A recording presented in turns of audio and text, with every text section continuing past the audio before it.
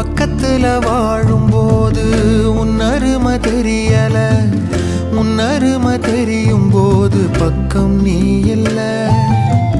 தன்னந்தனி படகு போல தத்தளிக்கும் வாழ்க்கை போல